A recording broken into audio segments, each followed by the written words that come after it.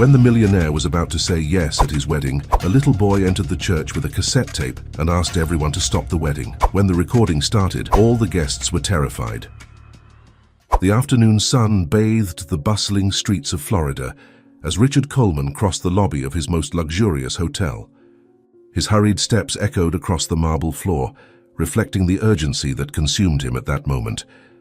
At 55 years old, with carefully combed grey hair and an impeccable suit, he carried the bearing of someone accustomed to success. But his brown eyes revealed a kindness that money had failed to corrupt over the years. "Mr. Coleman, the documents for tomorrow's meeting," his assistant called, running after him with a folder in hand. Richard briefly paused, turning with a gentle smile. "Leave them on my desk, Carmela. I need to sort out some wedding details now." "Margaret is waiting for me to choose the final arrangements for the ceremony," he replied, adjusting his tie as he walked toward the revolving door. The nervousness in his voice was evident, not about the wedding itself, but about the possibility of disappointing his fiancée, 30 years his junior, who showed extraordinary dedication to his business. Sitting behind the wheel of his luxury car, Richard couldn't contain his anxiety. His thoughts oscillated between the happiness of the upcoming marriage and the responsibilities that awaited him. His phone rang once more, and Margaret's photo illuminated the screen, her radiant beauty contrasting with the urgent message about the floral arrangements. "Just a few more details and we'll be married," he murmured to himself as his fingers slid across the device's screen, responding to the message. The shrill sound of screams and horns invaded his ears before he could even process what was happening.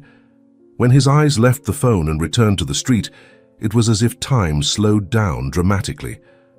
A small figure was running across the road, emerging from between parked cars. Richard felt his blood run cold, his reflexes working desperately to avoid the inevitable. The sound of screeching tires on the asphalt mingled with his own scream of terror. "My God, no!" his voice echoed inside the vehicle as he frantically stepped on the brakes. The impact, though minimized by the abrupt braking, was enough to hurl the small body a few meters ahead. Richard felt as if his heart had stopped along with the car. His hands were shaking violently as he opened the door, stumbling on his own feet in his haste to reach the child lying on the asphalt. Time seemed to freeze as he knelt beside the motionless body. It was a boy no older than 10 years old, wearing simple, worn clothes. His small face was bruised, and a trickle of blood ran down his forehead. "Someone call an ambulance!" Richard shouted, his voice choked with despair. The crowd that was starting to form around them murmured words of concern and accusation, but he could barely hear them. His eyes were fixed on the unconscious little face, while his trembling hands feared touching the boy and causing further harm. With his heart pounding in his chest, Richard made a quick decision. He couldn't wait for the ambulance. Every second seemed an eternity as he watched the child's shallow breathing. With utmost care, he took the small body in his arms, surprised by how light it was. "Hold on, little one," he whispered, running back to his car. The phone, forgotten on the passenger seat, still displayed the unfinished message to Margaret. Richard ignored it, carefully placing the child in the back seat. The city streets blurred as he drove toward the nearest hospital, his hands gripping the steering wheel so tightly that his knuckles were white. The rearview mirror reflected the boy's pale face, and each time Richard looked back, he felt a new wave of guilt and fear wash over his body. "Please be okay. Please," he repeated like a mantra, his voice trembling with every word. When he finally reached the hospital's emergency entrance, Richard barely waited for the car to stop before jumping out. "I need help!" His cry echoed through the parking lot as he ran to the rear door. With the same care as before, he picked up the boy in his arms, noting with horror that he looked even paler than before. The medical team was already rushing towards him with a stretcher, responding to his desperate shouts. "What happened?" one of the nurses asked, helping him place the boy on the stretcher. Richard felt the words catch in his throat before he could answer. I hit him. I was distracted by my phone, and he came out of nowhere. Please, save him. I'll do anything, pay any amount, but don't let him die." His last words came out in an anguished whisper as he watched the medical team take the child inside the hospital, leaving him standing there alone with his overwhelming guilt. The emergency corridor seemed endless as Richard paced back and forth, his hands still trembling as he ran them through his graying hair repeatedly. The characteristic hospital smell mingled with the aroma of his expensive cologne, creating a combination that only heightened his nausea. Each time the double doors opened, his heart leaped, hoping for news about the boy. Guilt consumed him like a slow poison, corroding his conscience with every second that passed. "Mr. Coleman," a nurse called, approaching with a clipboard in hand, "we need some information about the boy." Richard felt his stomach sink even further, as he realized he knew absolutely nothing about the child he had hit. "I don't know him," he replied, his voice failing. "It was an accident. He came running out between the cars and I was distracted by my phone." The confession came out as a tortured whisper, and the nurse's expression visibly hardened. "You were on your phone while driving?" she asked, her professional tone barely disguising her disapproval. "The cell phone in your pocket vibrated again, probably Margaret trying to understand where you were. The same device that had caused all that tragedy now seemed to weigh a ton." Richard ignored it, focusing his thoughts on the child fighting for his life beyond those doors. "Yes, I was," he admitted, feeling the weight of his irresponsibility. "And now an innocent child is paying for my mistake. Please tell me he'll be okay." The nurse made some notes on her clipboard before answering. "The doctors are doing everything possible. As soon as we have news, you will be informed." The hours dragged on like decades. Richard had sat in one of the waiting room chairs, his crumpled suit and loose tie reflecting his state of mind. The cell phone kept vibrating periodically, but he couldn't muster the strength to answer. How could he explain to his fiancée that he had put a child's life at risk because of a message about wedding flowers? The irony of the situation was too cruel to bear. A middle-aged doctor finally emerged from the double doors, his eyes searching the hallway until they found Richard. "Mr. Coleman," he called, approaching with firm steps. Richard jumped up, his heart beating so hard it seemed to want to escape his chest. "How is he, doctor? Please tell me he's alive." The doctor adjusted his glasses before answering, his face maintaining a neutral expression that only increased Richard's anxiety. "The boy is alive but still unconscious. He suffered a head trauma that concerns us. We'll need to do more tests to determine the extent of the damage." The doctor's words hit Richard like a punch in the stomach.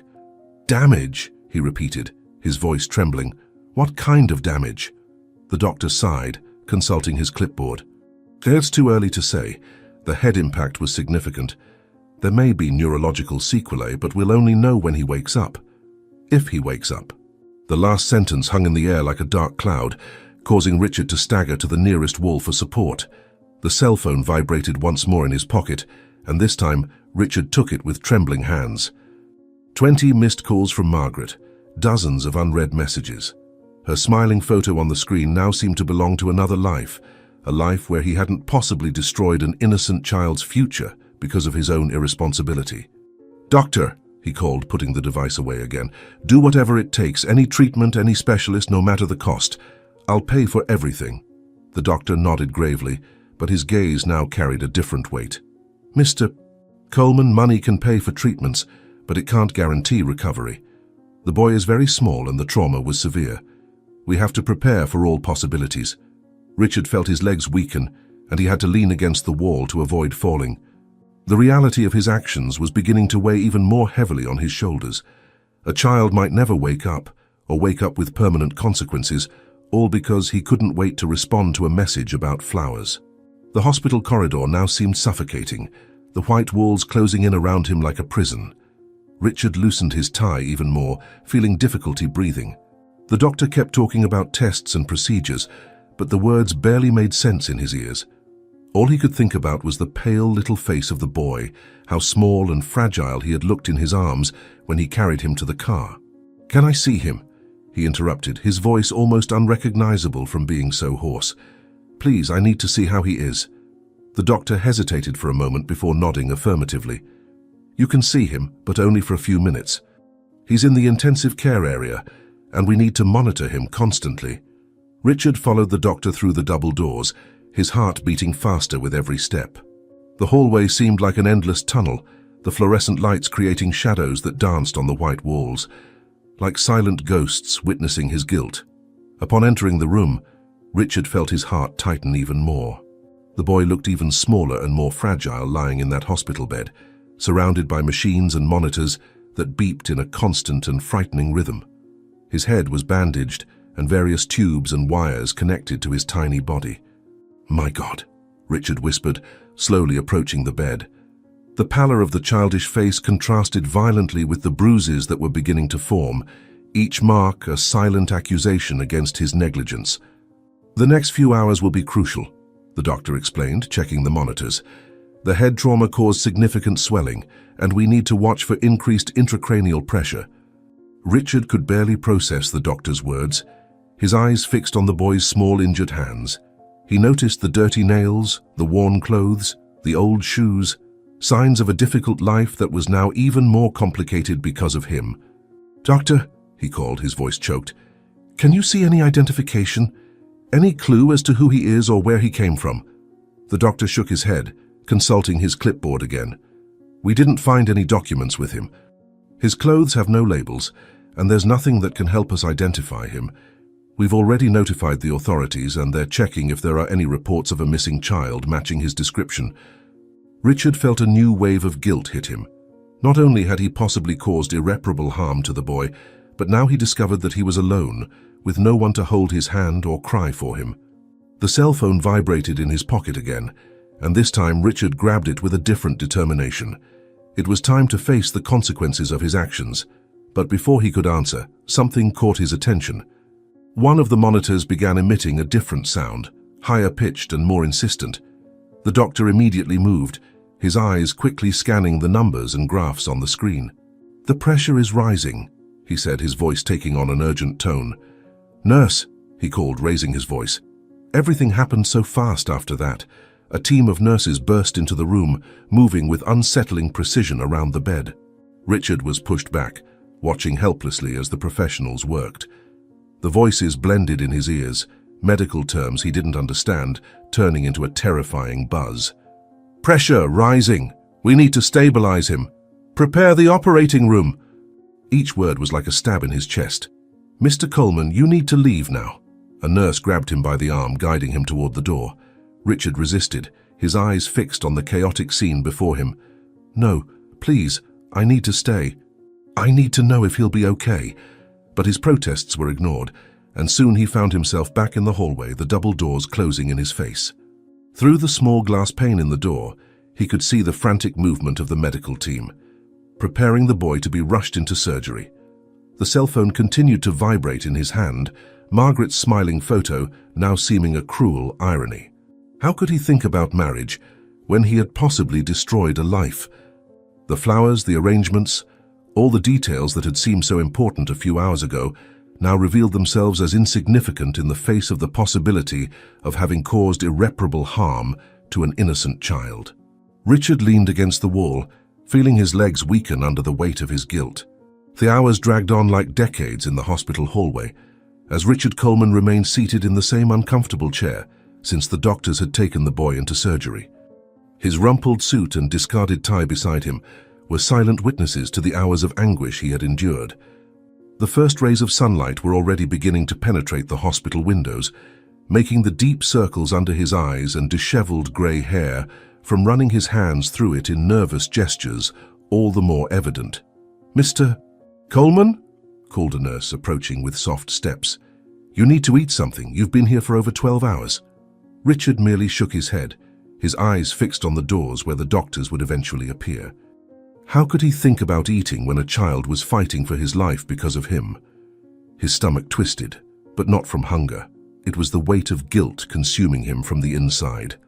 "I can't leave here," he replied, his voice hoarse from so much time in silence. "I need to know how he is."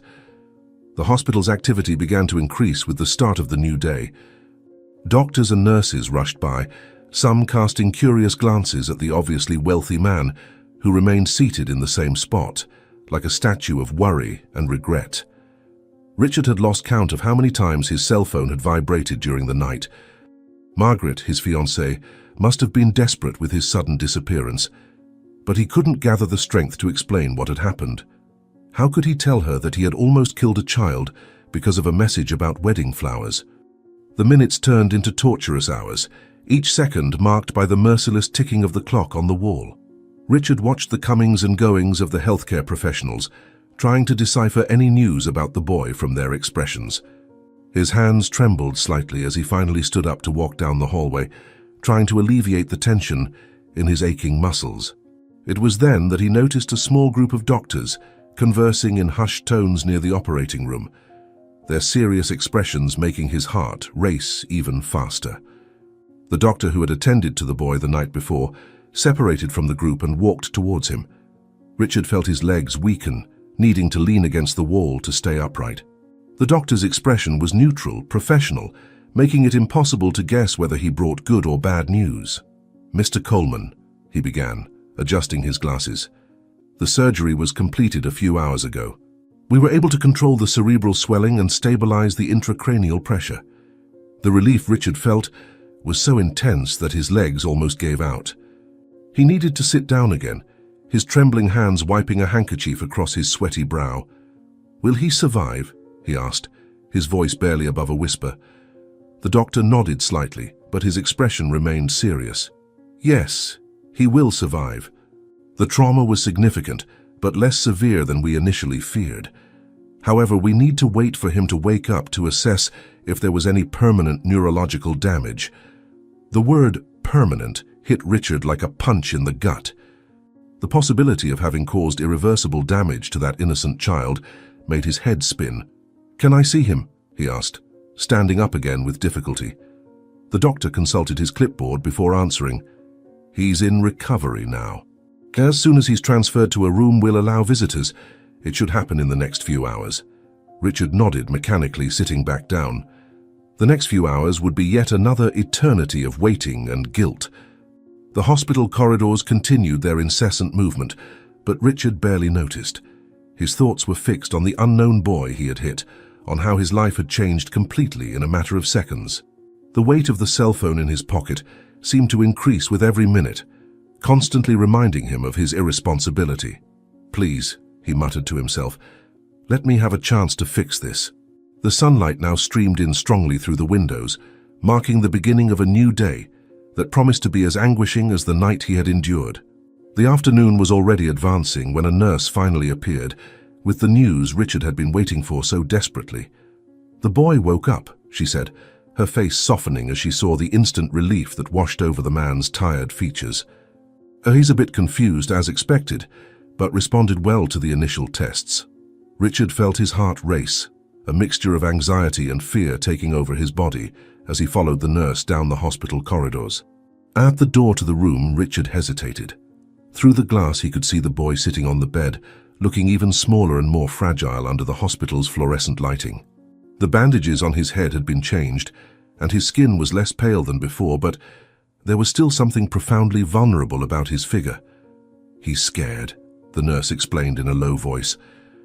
"He doesn't remember exactly what happened and he's very quiet.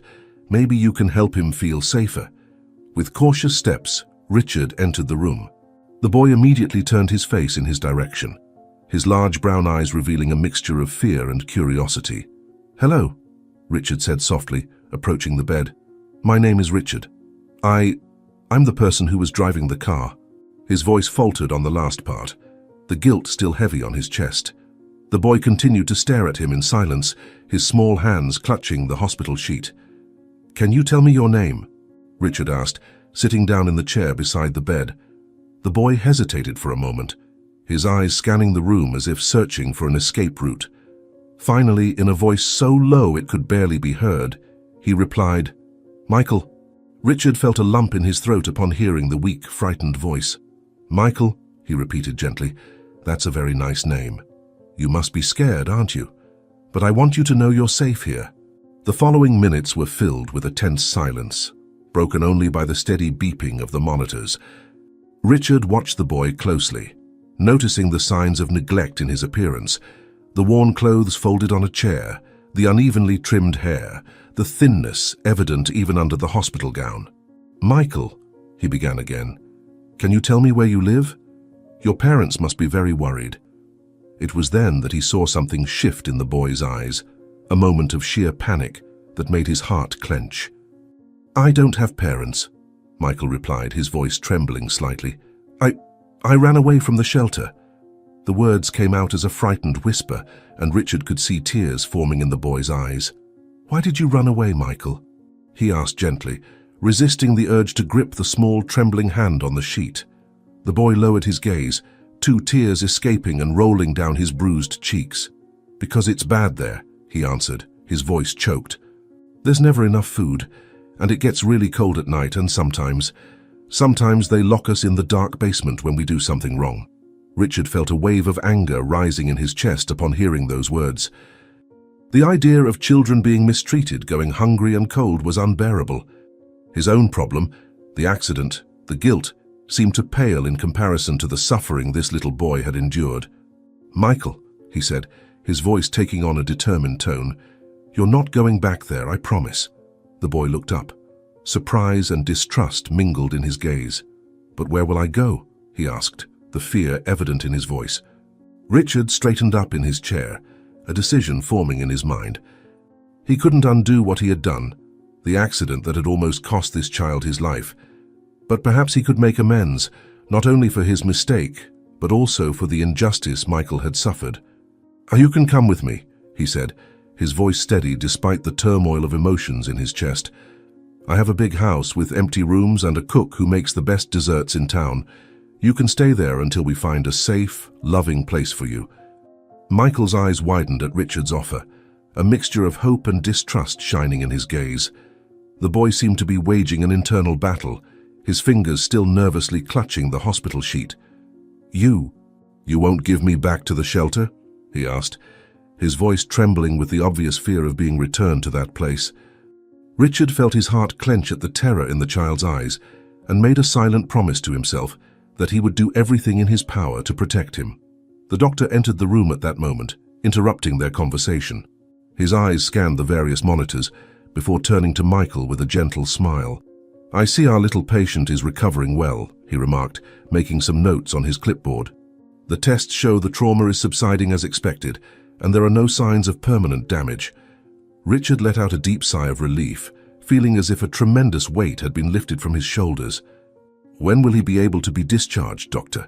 he asked, eager to get Michael out of this hospital environment that was clearly making him anxious. "We need to keep him under observation for a few more hours," the doctor replied. "But if everything continues to go well, he can go home later today." He paused, his gaze turning more serious.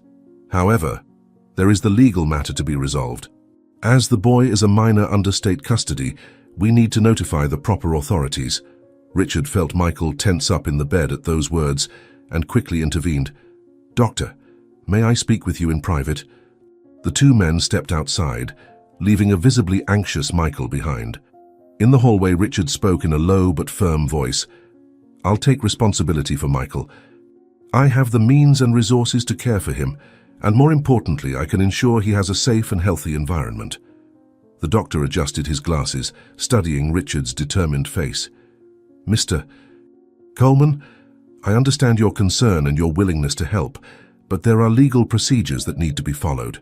The boy was in the custody of an institution, even though he ran away from there." Richard ran his hand through his graying hair, his mind working quickly. "What if I get temporary authorization? I have influential friends. I can get my lawyers on it immediately." When they returned to the room, they found Michael sitting on the edge of the bed, his little legs swinging nervously. He raised his fearful eyes to Richard, who hurried to reassure him. "It's all right, Michael. You're coming with me." The smile that lit up the boy's face was like a ray of sunshine after a storm, completely transforming his frightened expression.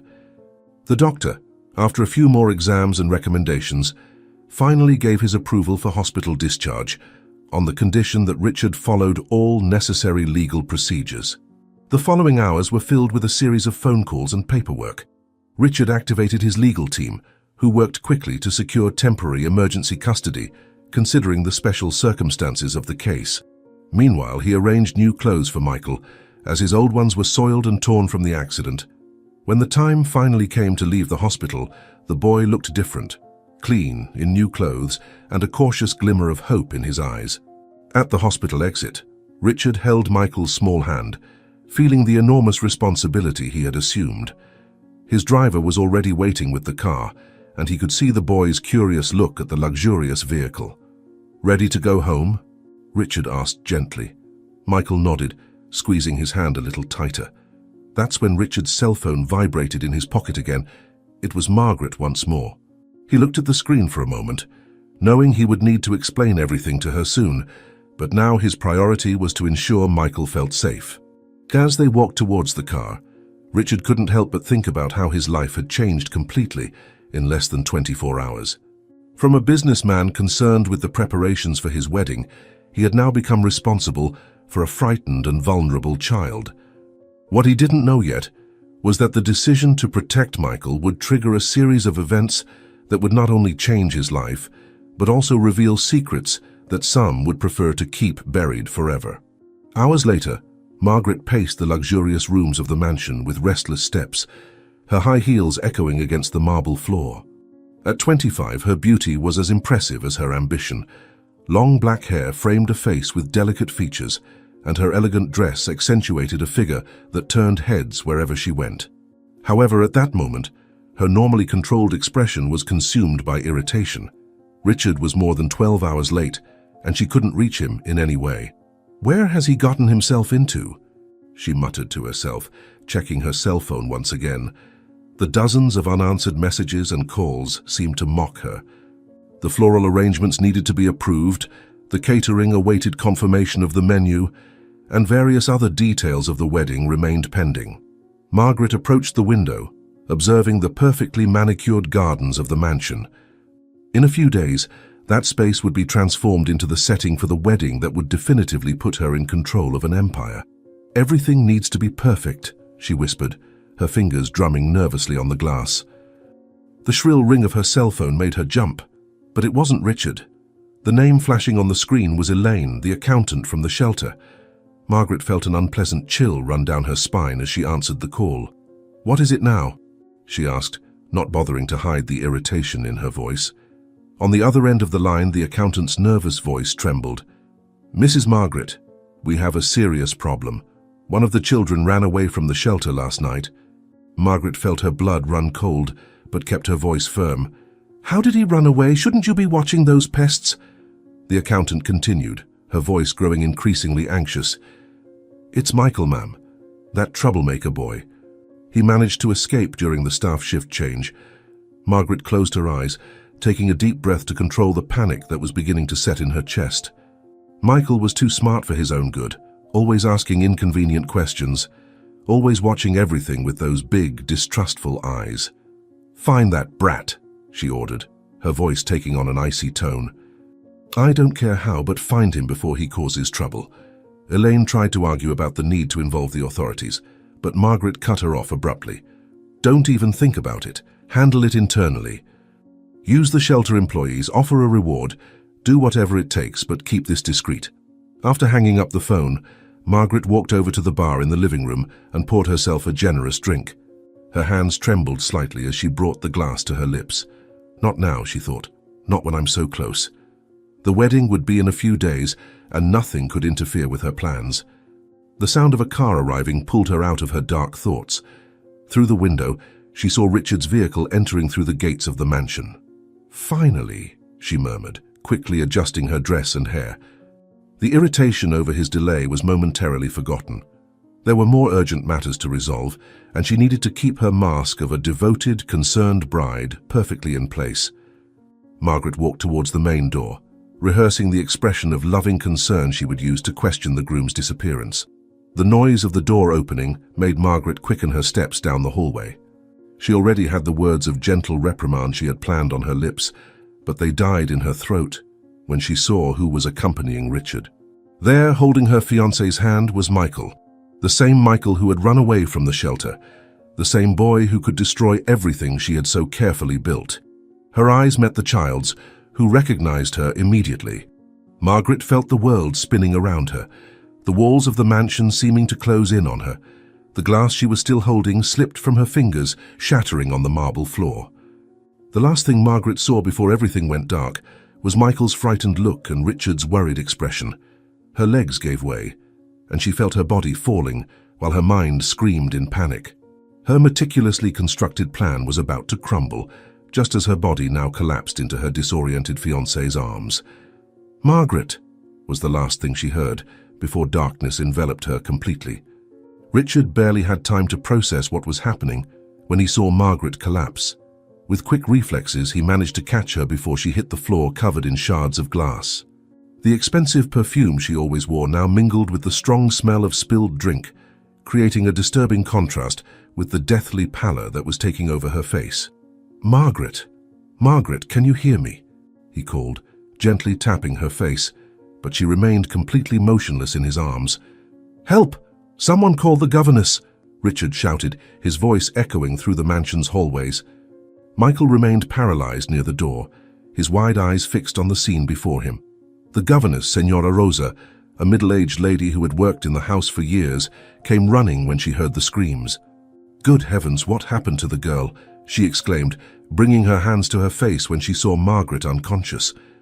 Richard, still holding his fiancée, tried to remain calm. "She fainted as soon as we came in. Senora Rosa, please take care of Michael while I take Margaret to the hospital." The scene that followed was pure chaos. While Richard tried to lift Margaret off the floor without hurting her on the scattered shards of glass, Senora Rosa hesitantly approached Michael. The boy, however, seemed to be in another world, his gaze fixed on Margaret as if he were seeing a ghost. "Come, dear," the governess called gently, extending her hand to him. "Let's go to the kitchen while Mr. Richard takes care of Mrs. Margaret." Michael took a step back, as if the governess's touch could burn him, but eventually gave in when Richard cast a pleading look in his direction. With Margaret in his arms, Richard felt the weight of the situation. Not just the physical weight of his unconscious fiancée, but mainly the weight of the inexplicable circumstances that had brought them there. Why had Margaret fainted upon seeing Michael? Why did the boy seem so terrified of her presence? Unanswered questions pounded in his head as he hurried toward the garage. "Senora Rosa," he called, turning one last time, "take good care of Michael. Don't let him get scared. I'll be back as soon as possible." Margaret's face, usually so full of life and determination, was now pale as wax, with an expression Richard had never seen before, a mixture of fear and something else, something he couldn't identify. As he carefully placed her in the back seat of the car, he noticed that her hands were icy cold and her body was trembling slightly, despite the afternoon heat. "What's happening, Margaret?" he whispered, more to himself than to her as he closed the car door. Before getting into the car, Richard cast one last glance toward the mansion. Through the kitchen window, he could see Michael sitting at the table, his little legs swinging without touching the ground, while Senora Rosa tried to make him drink something hot. The scene seemed strangely out of place, like a painting where something was subtly wrong, but he couldn't pinpoint exactly what. His instinct told him there was much more to that story than he could see, but now his priority was to ensure Margaret was all right. The drive to the hospital was a torture of conflicting thoughts. Richard alternated his gaze between the road ahead and Margaret's reflection in the rearview mirror, still unconscious in the back seat. It was the second time in less than 24 hours that he had made that same journey, first with Michael and now with his fiancée. The coincidence seemed too great to be just that, a coincidence. There was something connecting all those events, he could feel it, but the puzzle pieces refused to fit together in his mind. Margaret's phone started ringing in her purse, the shrill sound breaking the tense silence inside the car. Richard thought about answering, but something stopped him. The name flashing on the screen, Elaine Accounting, meant nothing to him, but for some reason he felt that call was part of the mystery that was beginning to form. He let the phone ring until it stopped, focusing again on the road and his unconscious fiancée. "What does Accounting want so badly, Margaret?" he thought, as the hospital began to appear in the distance. The emergency room was bustling when Richard arrived carrying Margaret in his arms. It was the same hospital where he had been with Michael, and some nurses immediately recognized him. "Mr. Coleman again?" one of them asked, running to help with a gurney. Richard merely nodded, his mind a jumble of worries, as he carefully placed Margaret on the mobile bed. Her face remained as pale as paper, but now her eyelids were fluttering slightly, as if she were having a nightmare. "What happened to her?" asked the doctor, who quickly approached, beginning to examine Margaret's vital signs. Richard hesitated for a moment, realizing how strange the situation sounded. She fainted as soon as she walked into the house, I was coming in with a child who—" He stopped, noticing how every word he said seemed to make the story even more suspicious. The doctor looked up from her examination, her professional expression masking any judgment. "How long has she been unconscious?" she questioned, turning her attention back to Margaret's pupils. "About 20 minutes, Richard replied, running his hands through his greying hair in a nervous gesture. His cell phone vibrated in his pocket. Probably Mrs. Rosa with news about Michael, but he couldn't answer it now. The doctor continued her examination, murmuring instructions to the nurses who were beginning to connect Margaret to various monitors. The rhythmic beeping of the machines filled the environment, creating an anguishing soundtrack for Richard's chaotic thoughts. "She had been drinking when she fainted," he added, remembering the broken glass. The minutes dragged on as the medical team worked. Richard watched helplessly, his mind replaying the events of the last 24 hours in search of some meaning. Michael's accident, the shelter story, Margaret's inexplicable fainting. There was a connection there, he could feel it, but it was like trying to put together a puzzle in the dark. Margaret's cell phone, which he had pocketed, rang again. The same name blinked on the screen, Elaine Accounting. This time something about the name triggered an alert in his mind. "Mr. Coleman," the doctor called, interrupting his thoughts. "Her vital signs are stable, but we need to run some tests to understand what caused the fainting. Is there any family history of heart problems? Or has she been under a lot of stress lately?" Richard frowned, realizing he knew surprisingly little about his fiancée's medical history. "She has been working a lot," he responded vaguely, "with the wedding and other projects." The word projects left a bitter taste in his mouth, as if he were touching the tip of something much bigger and darker. It was at that moment that Margaret began to mumble, her words coming out jumbled and confused. Richard and the doctor quickly approached the gurney. "The wedding, the child, can't," she slurred, her face contorted in an expression of anguish. The doctor made some notes on her clipboard, but Richard had frozen in place. Those disconnected words, though almost inaudible, carried a weight he couldn't ignore. Why was his fiancée muttering the name of the boy he had just brought home? The phone in his pocket vibrated again, but this time it was his own device. The message blinking on the screen was from Mrs. Rosa. "Mr. Richard, the boy is very agitated. He said he needs to tell something important." Richard felt his heart rate accelerate. He looked at his fiancée on the gurney, still muttering disconnected words, and then at the message on his phone. In that moment, he was certain he was about to uncover something that would change everything. The shrill sound of one of the monitors cut through the air, making everyone in the room jump. In the midst of the ensuing confusion, with doctors and nurses rushing to check the equipment, no one noticed when Margaret slightly opened her eyes and a single tear rolled down her face. The hospital room was enveloped in a disturbing silence, broken only by the rhythmic beeping of the cardiac monitors. Richard remained seated by the bed where Margaret lay, watching her pale face for any sign of consciousness. The last few hours had been a confused sequence of tests and consultations, leaving him exhausted and even more worried. His phone continued to vibrate periodically with messages from Mrs. Rosa about Michael, but he could barely concentrate on the words he read, his thoughts always returning to his unconscious fiancée. The doctor entered the room, flipping through a clipboard with the test results. Her professional expression revealed nothing as she checked Margaret's vital signs on the monitors. "Mr. Coleman," she began, adjusting her glasses, "all the tests came back normal. There's nothing physically wrong with your fiancée." Richard frowned, confused. How could there be nothing wrong when Margaret had literally fainted in his arms? "But then, doctor, what caused the fainting?" he questioned, his voice betraying the anxiety he felt.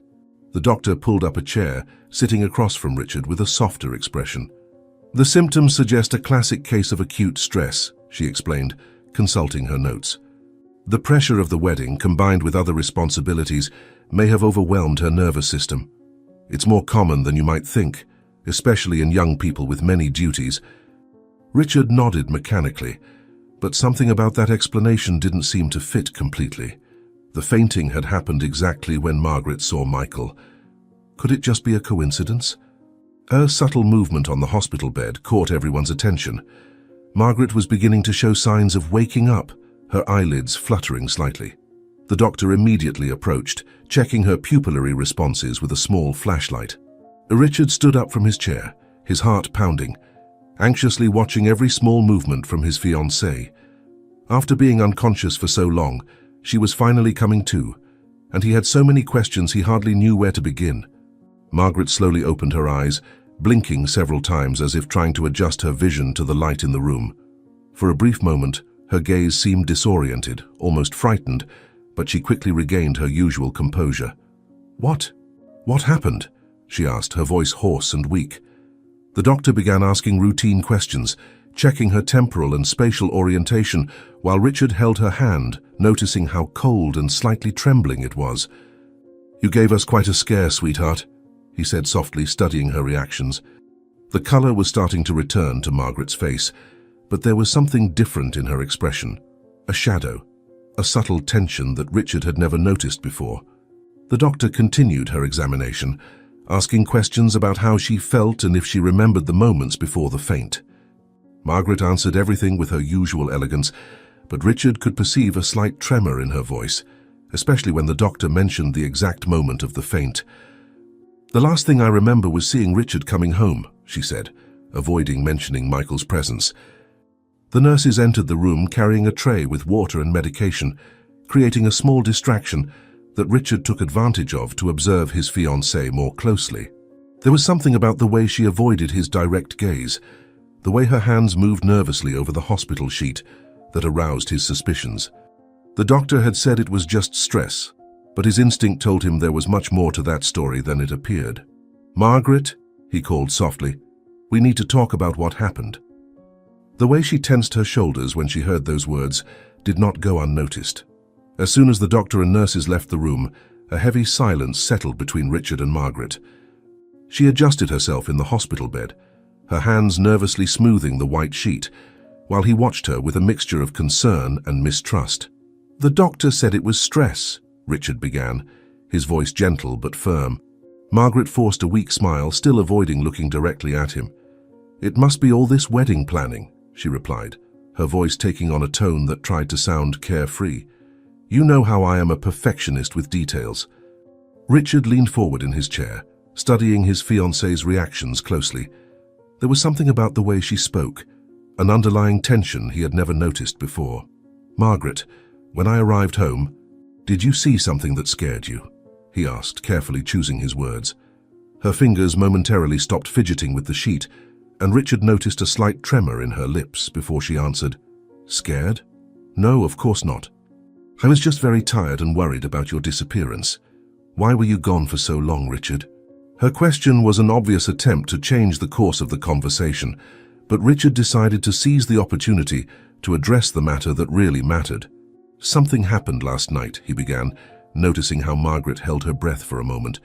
"I was distracted with messages about the wedding, and I hit a child." Margaret's face paled again, but she maintained her composure. "My God, Richard, is the child okay?" she asked, her voice trembling slightly. "Yes, he's okay now," Richard replied, not taking his eyes off his fiancée's face. "In fact, that's what we need to talk about. His name is Michael, and he told me a very sad story about the shelter he ran away from." Margaret's hands gripped the sheet tightly, her knuckles turning white with the pressure. "A shelter," she repeated, her voice sounding strangely controlled. "What a sad story. But why did you bring him to our home?" The question came out with a tone that mixed curiosity and something else, something that sounded dangerously close to fear. Richard sighed deeply before continuing. "I couldn't let him go back to that place. From what he told me, the conditions are terrible. Children starving, being mistreated." He paused, observing how Margaret bit her lower lip, a habit she only displayed when she was extremely nervous. "I thought maybe we could help him through the institute," he continued. "You're always talking about the wonderful work they do there, helping people in need." The heart monitor next to the bed registered a sudden acceleration in Margaret's heartbeat, but she quickly recomposed herself. "Of course," she replied, forcing a smile that didn't reach her eyes. "The institute would be perfect for him. We have an excellent structure, with dedicated professionals." Her words sounded rehearsed, as if she were reciting a well-memorized script. I can arrange everything as soon as I get out of here." Richard noticed how her hands trembled slightly as she spoke, contradicting the confidence of her words. The last rays of the sun were coming through the hospital window, creating unsettling shadows in the room. Richard watched as they danced on Margaret's face, highlighting the tension in her features that she was so desperately trying to hide. "Are you sure you're okay?" he asked, putting his hand on hers. Margaret flinched slightly at the touch but kept the artificial smile. "I'm fine, dear. I just need to rest a bit. It's been a lot of emotions for one day." The sound of Margaret's cell phone broke the tense silence that had settled in the room. It was the same person again, Elaine from accounting. But before Richard could mention the insistent calls, Margaret quickly turned off the device. "Work," she said with a forced smile, putting the phone under her pillow. "They never stop calling, even knowing I'm in the hospital." Isis, there was something about the way she pronounced the word work that made Richard frown, a discordant note in her usually melodious voice. "Speaking of work," she continued, assuming a more professional tone, "I think I can resolve Michael's situation quickly." Her fingers drummed nervously on the edge of the bed as she spoke, a habit Richard had never noticed before. "The Institute has connections with several upstanding families who are always looking for children to adopt. We can find the perfect home for him in a matter of days." The speed with which she presented the solution, the barely disguised anxiety in her voice, everything seemed strangely out of place. Richard observed how Margaret seemed increasingly agitated as she elaborated her plans for Michael, her eyes avoiding meeting his, her hands gesturing more than usual. "In fact," she said, sitting up straighter on the bed, "I can call the Institute's social worker right now. The sooner we resolve this, the better for the boy, isn't it?" Her haste to transfer Michael away from her home was almost palpable, as if each minute the boy spent under her roof was an invisible threat. A nurse entered the room to check Margaret's vital signs, and Richard noticed how she seemed almost relieved by the interruption. As the professional did their work, he reflected on his fiancée's behavior. Margaret had always been passionate about her work at the Institute, always talking about how they helped people in need, but something about her current enthusiasm sounded false, almost desperate. "You're right," he said when they were alone again. "The Institute would be perfect for Michael. After all, you always say they offer the best conditions for children." Richard's words seemed to have a strange effect on Margaret. For a brief moment, something flashed across her eyes.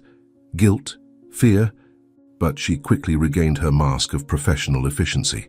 "Exactly," she replied, her voice taking on an almost mechanical tone. "We guarantee all the necessary support, proper nutrition, quality education, recreational activities."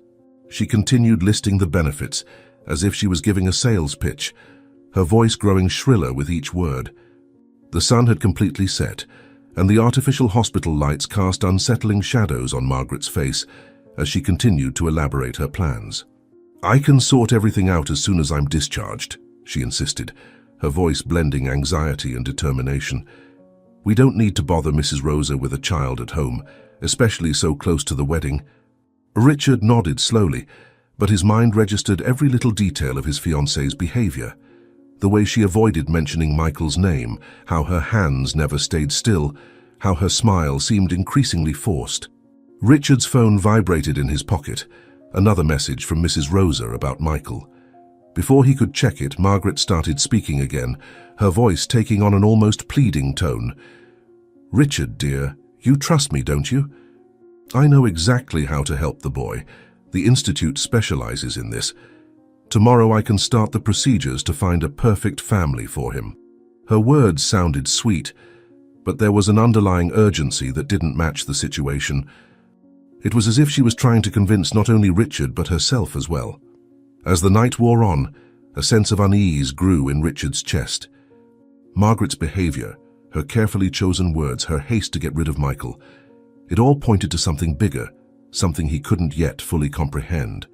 When she finally closed her eyes, exhausted from the conversation, Richard picked up his phone to read Mrs. Rosa's message. The text that appeared on the screen made his blood run cold. "Mr. Richard, Michael is very agitated. He said he has something very important to tell about the matter." The sun was already setting when Richard's car passed through the mansion's gates. Margaret had insisted on going home immediately after being discharged from the hospital, claiming she would feel better in her own environment. Beside her in the back seat, she kept her back straight and her chin raised, as if wanting to prove she had fully recovered from the fainting spell. However, her fingers kept fidgeting with the strap of her purse, betraying the nervousness she tried to hide. The mansion was silent when they entered, their steps echoing on the marble floor of the entrance hall. Mrs. Rosa appeared quickly, her round face etched with worry. "Mrs. Margaret, thank goodness you're home already. The boy has been very quiet, barely ate anything." Margaret forced a smile that didn't reach her eyes, while her gaze scanned the room looking for Michael. The boy was sitting on one of the luxurious sofas, looking even smaller and more frail amidst the imposing furniture. When his eyes met Margaret's, he immediately shrank back like a frightened bird. Richard didn't fail to notice the boy's reaction, but attributed the behavior to the recent trauma of the accident. "Michael," he called gently, "how are you feeling?"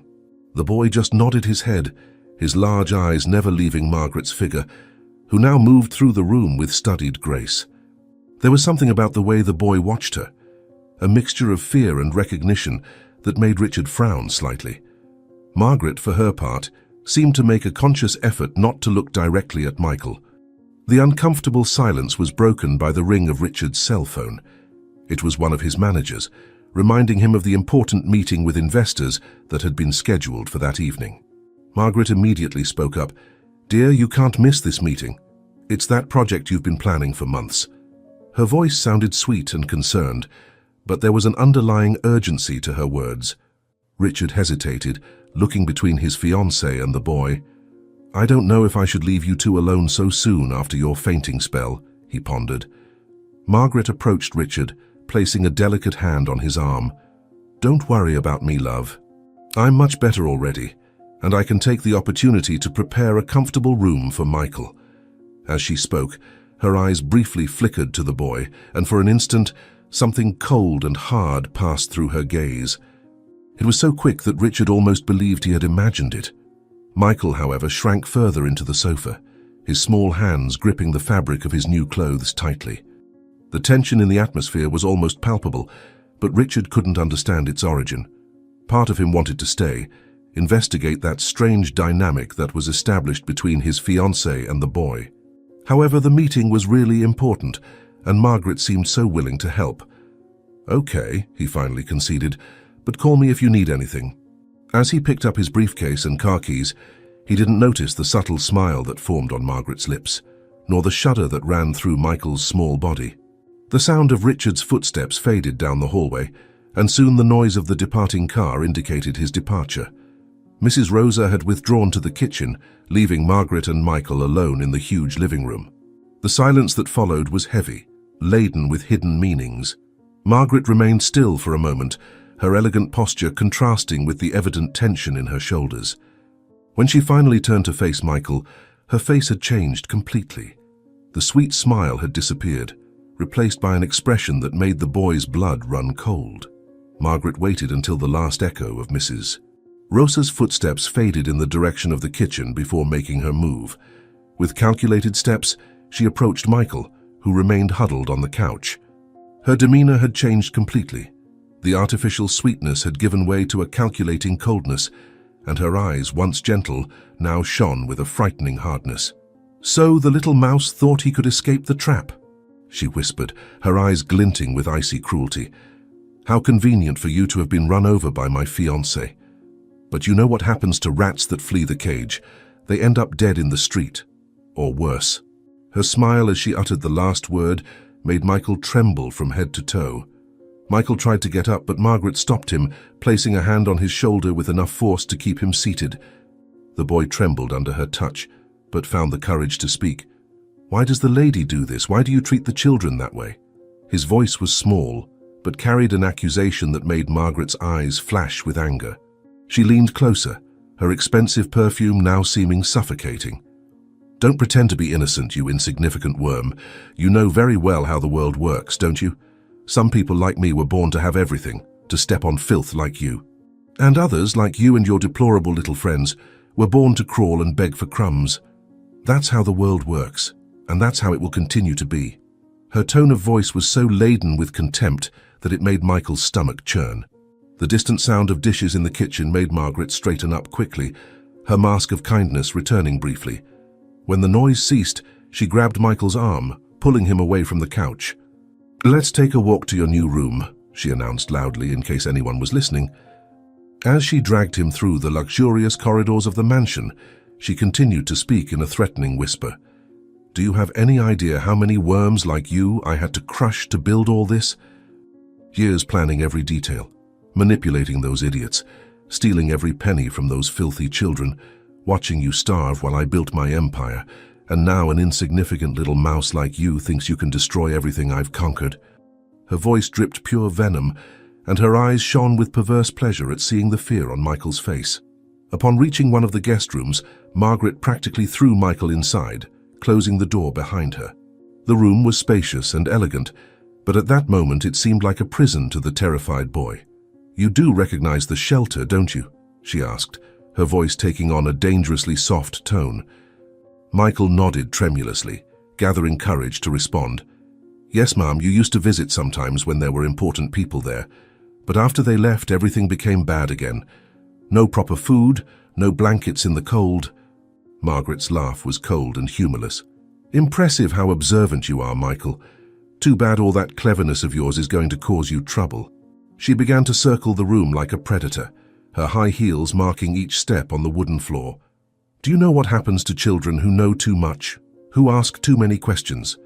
Michael backed up until he was against the wall, his eyes wide with fear. I just wanted help," he mumbled, his voice trembling.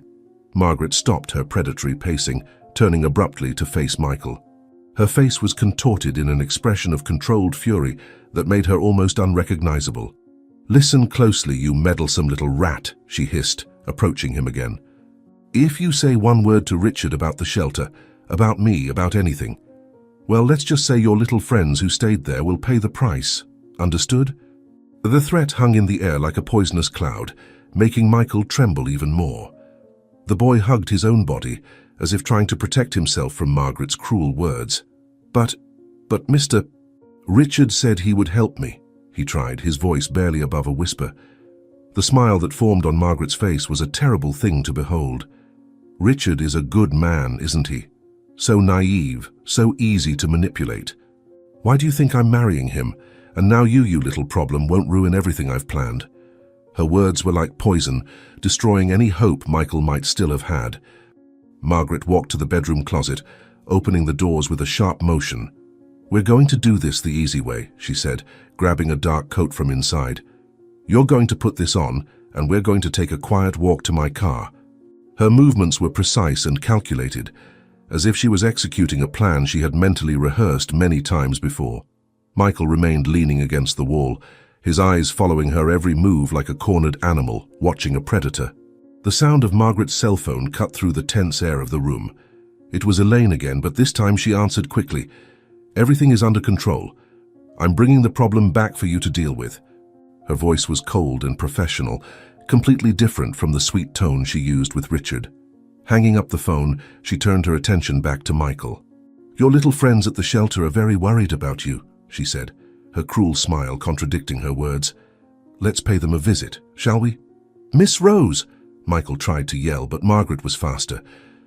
In a fluid motion, she covered the boy's mouth with one hand, while the other gripped his arm with enough force to leave marks. "Don't even think about it, you pest," she whispered in his ear. "Open that filthy mouth again, and tomorrow your little friends will accidentally sleep locked in the basement. That cold, dark basement you know so well. And this time, I might even forget to feed them for a whole week. Besides, who do you think Richard will believe? Me, his adoring and sophisticated fiancé, or a dirty lying sewer rat like you? No one ever believes scum like you, Michael. No one will ever believe you." Her words were pure poison, and each syllable made the boy shrink further. Silent tears streamed down Michael's face as he stopped struggling, defeated by Margaret's calculated cruelty. Margaret worked quickly, dressing Michael in the coat and arranging his hair to look natural. "Let's take a walk to the kitchen first," she instructed, her tone falsely cheerful returning. "You're going to smile and tell Miss Rose that you're very happy, because I'm going to show you the institute, understood?" Michael nodded mechanically, his small body trembling under her firm touch on his shoulder. Margaret's smile was icy as she added, "And remember, if you try anything, your little friends will pay the price for your loose tongue." In the kitchen, Miss Rose was busy preparing dinner. Margaret entered with Michael, her mask of kindness perfectly in place. "Miss Rose, I'm going to take Michael to see the Institute now," she announced cheerfully. "Isn't that wonderful, Michael?" The boy forced a trembling smile, his words coming out almost inaudible. "Yes, ma'am." The governess seemed to hesitate for a moment, her kind eyes studying the scene before her. "But shouldn't you be resting? And dinner is almost ready." Margaret dismissed her concerns with an elegant wave of her hand. "Nonsense, I'm already feeling great. And the sooner we resolve Michael's situation, the better for everyone. Don't you agree?" Her voice was laden with hidden meanings that only the boy could understand. Miss Rose still looked uncertain, but years of service had taught her not to question her employer's decisions. "Don't be out too long then," she pleaded, turning her attention back to the dinner preparations. The walk to the garage was made in tense silence. Margaret kept her hand firmly on Michael's shoulder, her fingers tightening whenever he threatened to slow down. Her sports car was parked in the shadows, away from the prying eyes of the staff. "Get in," she ordered, opening the passenger door. Michael obeyed, his legs trembling so badly he could barely move. Margaret walked around the car, her features twisting into an expression of cruel triumph as she started the engine. As the car glided silently out of the property, Margaret looked at the huddled boy in the seat beside her. "You know, Michael," she said, her voice taking on an almost contemplative tone, "you could have had a much easier life if you weren't so curious. Now you'll learn the hard way that some people weren't born to have a voice." The car accelerated down the dark road, taking Michael back to the nightmare he had tried to escape. A few hours later, Margaret's car pulled up in front of a grey, dilapidated building on the outskirts of town. The shelter, which bore a faded sign on its facade with hopeful words about charity and love, was in reality a monument to abandonment and cruelty. Margaret gripped Michael's arm tightly, dragging him out of the vehicle. The boy stumbled, his legs numb from the tense journey. But she didn't slow her pace, pulling him mercilessly up the broken steps of the entrance. The night clerk, a thin woman with a severe expression named Alice, widened her eyes as she saw Margaret arrive with Michael. "Mrs. Margaret, we weren't expecting you at this hour."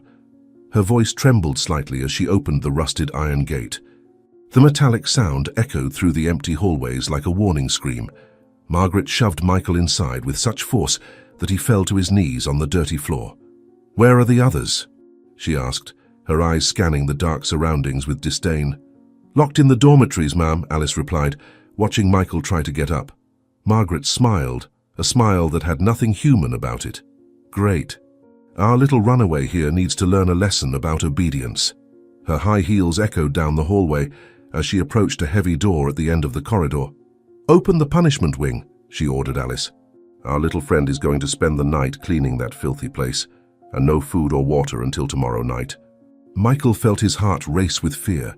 The punishment wing was the place all the children at the shelter feared most, a damp, dark basement where time seemed to stand still. Alice hesitated for a moment, her eyes moving nervously between Margaret and the boy. "But Ma'am, he looks hurt from the accident." Margaret spun around sharply, her eyes sparking with cold rage. "Are you questioning my orders, Alice? Do you want to keep him company down there?" The employee paled, quickly grabbing the key ring from her belt. "No, ma'am, sorry, ma'am," she muttered, her hands shaking as she searched for the right key. The door creaked open, revealing a staircase descending into darkness. A smell of mold and despair rose from that place, making Michael instinctively recoil. Margaret pushed him towards the stairs, her voice dripping with venom. "Go down, you insolent worm, and thank me for being merciful. Tomorrow we'll talk about your future here, if you still have one." Michael stumbled down the first few steps, the darkness swallowing his small figure as he descended. Alice handed him a bucket with cleaning supplies, avoiding looking into his eyes. Margaret watched with satisfaction as the door was locked again. "No one goes down until tomorrow night," she ordered. "If I find out anyone disobeyed my orders, they'll bitterly regret it." Her eyes fixed on Alice with a clear threat. The employee merely nodded, putting the keys away with shaking hands. The sound of Margaret's heels echoed down the hallway again as she headed towards the administration room. "Elaine should be arriving for our meeting," she announced. "I don't want to be interrupted by anything or anyone." In the darkness of the basement, Michael huddled against the cold wall, trying to hold back the tears streaming down his face. The bucket of cleaning supplies had tipped over beside him, spilling a strong smell of disinfectant that couldn't mask the odor of decay and neglect in the place. Through the floorboards above, he could hear Margaret's footsteps receding, and each echo sounded like a death sentence. "Please, God," he whispered into the darkness, "help me get out of here." The sound of voices began to filter through the floorboards above, catching Michael's attention. He immediately recognized Margaret's voice, now devoid of any trace of the artificial sweetness she used in front of Richard. A second voice, which he identified as Elaine, the accountant, sounded nervous and agitated. Michael silently dragged himself across the damp floor until he found a small gap between the boards, positioning himself to better hear the conversation taking place in the office above. "The numbers don't lie, Margaret." Elaine's voice trembled slightly. "We've already diverted over 5 million from the Institute in the last 2 years. If someone investigates more closely..." Margaret's laugh cut through the air like a razor. "And who's going to investigate? Richard? That idiot is so in love he'd sign his own death sentence if I asked. Besides, tomorrow at 3 in the afternoon we'll be married, and half of everything he owns will be legally mine." The contempt in her voice made Michael feel sick, but he remained motionless, absorbing every word. Elaine sounded increasingly agitated. "But what about his other companies, the hotels, the construction firms? Everything you've been diverting from them through the Institute?" The sound of a glass being violently set down on the table interrupted her words.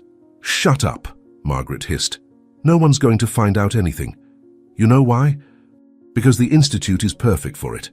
Who's going to suspect a charity? It's the perfect cover to launder as much money as we want. And after the wedding, with direct access to his main accounts, we won't even have to worry about these little diversions." The ensuing silence was broken by the sound of papers being shuffled. "And what about the boy?" Elaine asked, her voice barely above a whisper. "He's seen and heard too much." Margaret's response made Michael's blood run cold. "After the wedding, we'll take care of him. An accident, maybe.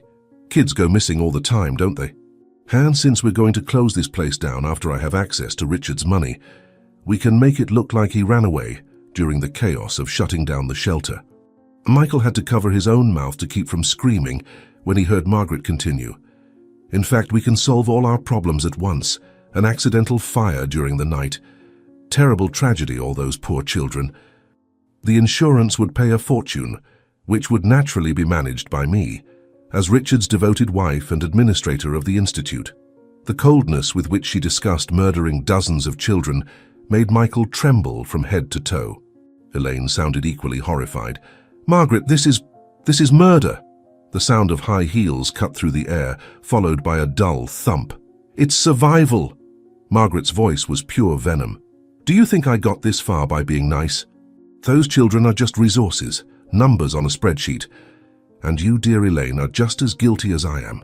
Every diverted penny, every falsified document, your fingerprints are all over it. So I suggest you keep doing exactly as I say, or you might end up keeping the children company in that accident." The sound of nervous footsteps indicated that Elaine was pacing back and forth. "The documents. All the records of the embezzlement are in the safe in the archive room. If someone finds..." Margaret interrupted her with a cold laugh.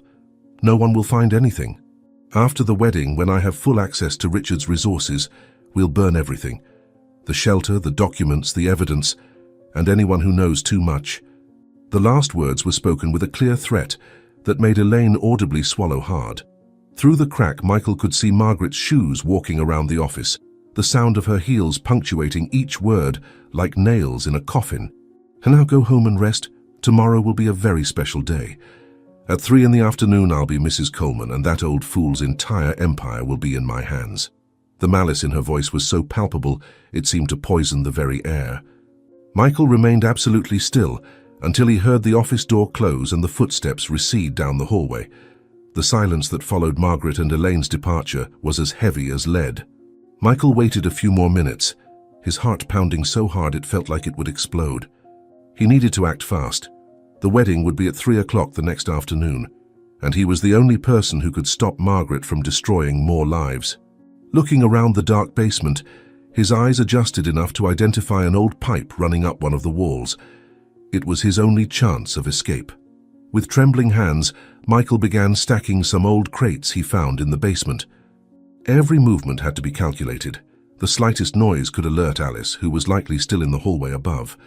The pipe was rusty and unstable, but for a small, lightweight boy like him, it might be strong enough. "You can do this," he whispered to himself, starting to climb.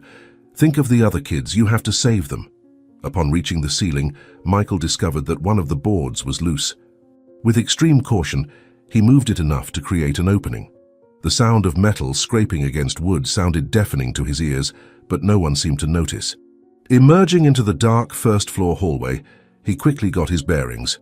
The archive room was at the end of the hall, right next to the office where Margaret usually received important visitors. His bare feet made no sound on the cold floor as he moved like a shadow down the corridors. The archive room door was locked, but Michael knew where Alice kept the spare key, under the wilted plant pot near the entrance. Years of silently watching the staff had taught him all the secrets of the place. With trembling fingers, he retrieved the key and unlocked the door. The archive room smelled of old paper and secrets. Michael knew he didn't have much time. At any moment, Alice could make her rounds. The safe Elaine had mentioned was partially hidden behind a shelf. It was an old model with a numerical keypad. Michael had seen Margaret entering the code several times when she thought no one was watching. His hands were sweating as he typed in the numbers, the Institute's inauguration date. The safe opened with a soft click, revealing stacks of documents and a few recording tapes. Michael began frantically rummaging through the contents, his eyes scanning the pages. Financial reports, fake receipts, documents with astronomical sums being embezzled from the Institute and Richard's companies. There were also tapes that, from what was written on the labels, contained recordings of meetings where the schemes were discussed. A noise in the hallway made his heart stop. Footsteps were approaching, the unmistakable sound of Alice's shoes making her nightly rounds. In panic, Michael grabbed as many documents and tapes as he could carry, stuffing everything inside his shirt. He closed the safe and ran behind a filing cabinet just as a flashlight beam crossed the gap under the door. The seconds that followed seemed like an eternity. The doorknob turned slowly, and Michael held his breath. By some miracle, the key he had used jammed in the outside lock, preventing Alice from using hers. "How strange," she muttered, and after a few frustrated attempts, her footsteps receded down the hallway. Michael waited until the sound disappeared completely before moving. He exited the archive room like a cat, locking the door and returning the key to its hiding spot. The path to the back exit was the most dangerous. He would have to pass through the kitchen, where staff often gathered at night.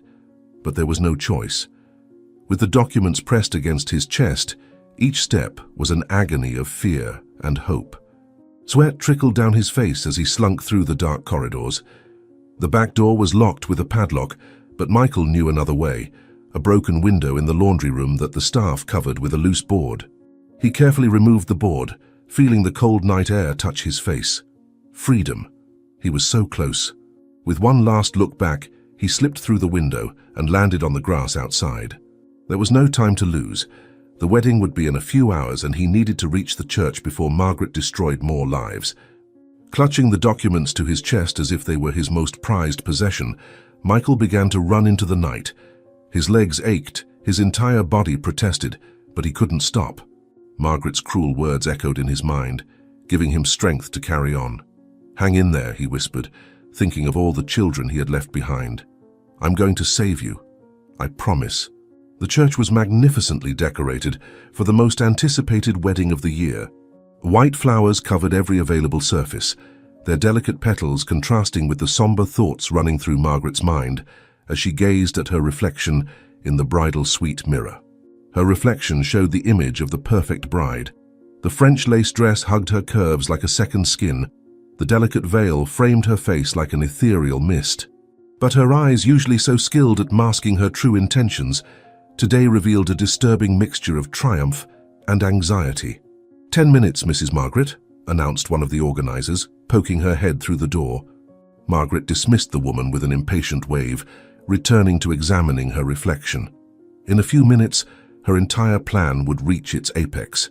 No longer would it be small embezzlements from insignificant companies. Soon half an empire would be in her hands. Her hands trembled slightly as she adjusted the bouquet, not from nervousness about the wedding, but from anticipation of the power she was about to conquer. "Calm down," she whispered to herself. "You've come this far. Nothing can go wrong now." The murmur of the guests came muffled through the thick walls of the church. Margaret could imagine all those rich and powerful people seated in the pews, admiring the decor for which she had made Richard pay a fortune. Poor fools, all of them. Especially Richard, with his kind heart and blind trust.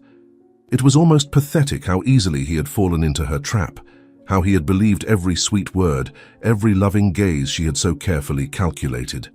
The sound of the wedding march began to play, and Margaret felt her heart quicken. This was the moment she had planned for so long. Each step down the aisle would be a step towards the absolute power she so craved. She thought of Michael, locked in the basement of the shelter, and a cruel smile played on her lips for an instant before she replaced it with the serene expression she had rehearsed so many times. Soon it will all be over, she thought, and no one will ever know the truth. The church doors opened, revealing the central aisle covered by a red carpet. Richard awaited her at the altar, his radiant smile of genuine happiness making Margaret feel a twinge of something that could be guilt if she were still capable of feeling such an emotion. But that feeling was quickly smothered by the wave of triumph that washed over her as she began her walk. Each step brought her closer to her goal. Each movement brought her nearer to the victory she had so meticulously planned. The guests sighed as she passed, admiring her beauty, her grace, her seemingly shy and loving smile. If they could see inside her mind at that moment, they would have recoiled in horror. Margaret thought of the millions she had already embezzled, of the starving children at the shelter, of the empire she was about to steal, and each thought only made her smile seem even more radiant.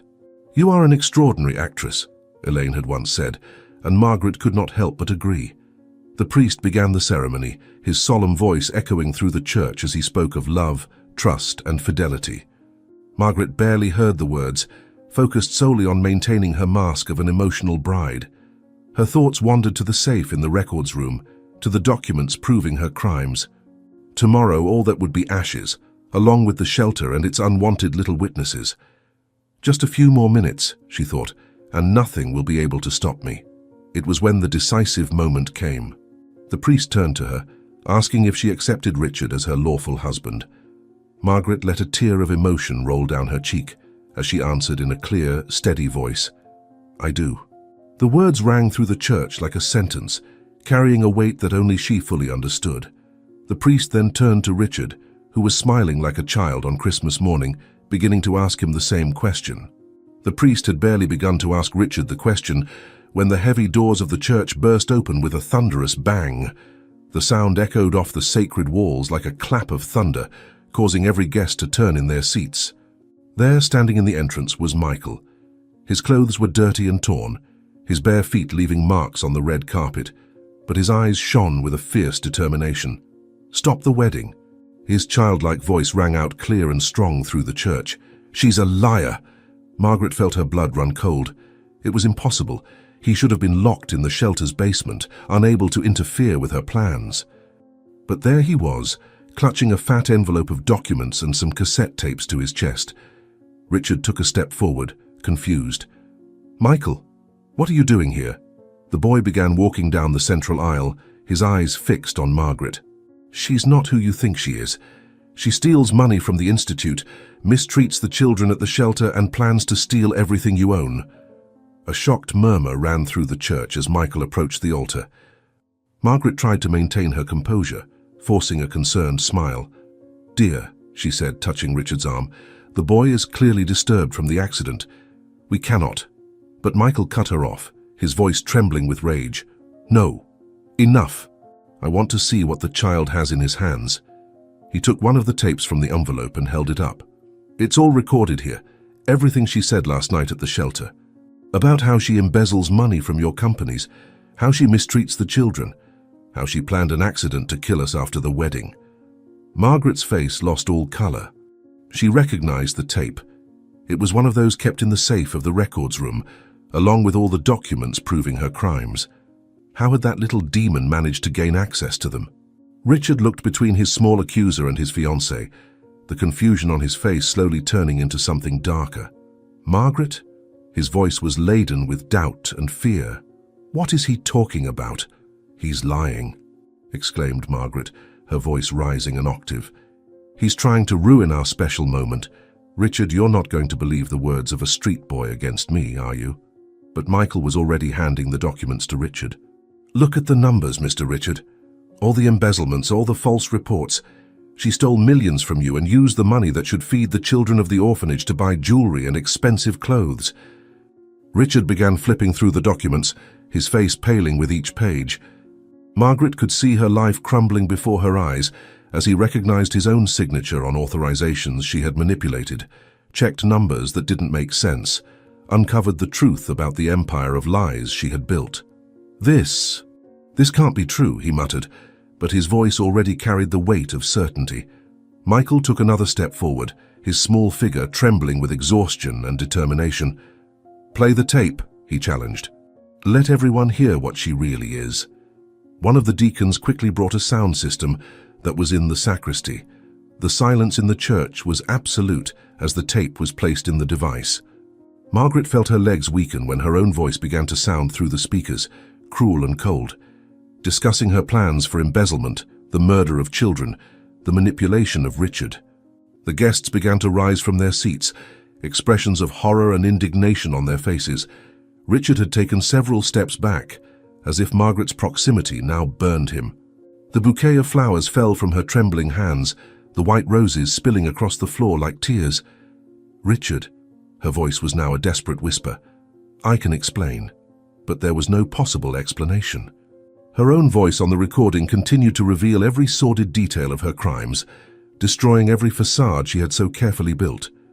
The recording continued echoing through the church, each word from Margaret sounding like a nail in her own coffin.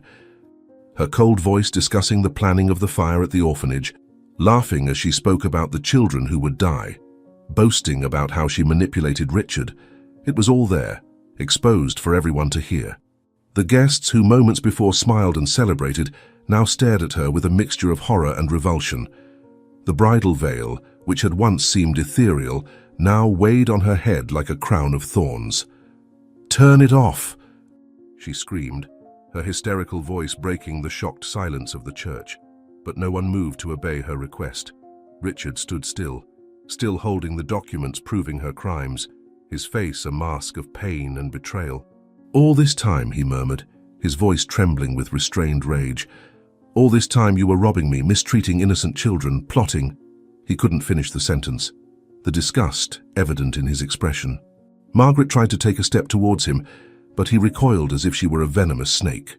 Michael remained steadfast beside the altar, his small fists clenched, his eyes shining with a mixture of fear and triumph. "She was going to kill all the children of the orphanage," he said, his clear voice cutting through the tense air of the church. "She was going to make it look like an accident, after she got half of Mr. Richard's fortune." The boy's words were like a trigger. Several guests began to rise, some already taking out their cell phones, probably to call the police. Margaret could see her world crumbling before her eyes, all of her meticulous plans reduced to dust. "You don't understand," she tried one last time, her voice almost unrecognizable. "I did all this for us, Richard, to have a better life, to—" But her words were cut short by her own voice from the recording, coldly describing how she planned to get rid of him after securing his fortune. The contrast between her desperate pleas and the calculated cruelty of her recorded voice was shocking. Richard shook his head, tears of anger streaming down his face. "There is no us, Margaret. There never was." It was too much for her to bear. Her legs, which had already been trembling violently, finally gave way. Margaret felt her body tilt backwards, the veil floating around her like a ghostly cloud. In the fall, her hands instinctively grasped at the flower arrangement on the altar, knocking over candlesticks and candles. The clatter of metal against marble floor mingled with the screams of the guests. The last thing she saw before her vision darkened completely was Michael's face. There was no triumph in his eyes, only a sorrow too mature for his age. Margaret collapsed at the feet of the altar, in a confusion of white lace and scattered flowers. Her dream of power turned into a public nightmare. The church doors opened, and guests were already leaving. But she saw nothing more, plunged into the darkness of her own defeat. The dream wedding had become her worst nightmare, and there were no more masks to hide her true nature from the world. Margaret awoke slowly, her head throbbing as if it had been struck by a hammer. The first thing she noticed was that she was lying on the couch in the main room of the mansion, still dressed in her now crumpled and stained wedding gown. The second thing she noticed was the silence, a heavy, oppressive silence, broken only by the ticking of the antique clock on the wall. And then her eyes met Richard's, sitting in his favorite armchair, watching her with an expression she had never seen on his normally gentle face. The twilight streamed in through the high windows of the mansion, painting elongated shadows on the walls. Scattered across the coffee table were all the documents Michael had stolen from the shelter, along with the cassette tapes that had destroyed their plans. Richard clutched a half-empty glass of whiskey, his fingers gripping the crystal so tightly that his knuckles were white.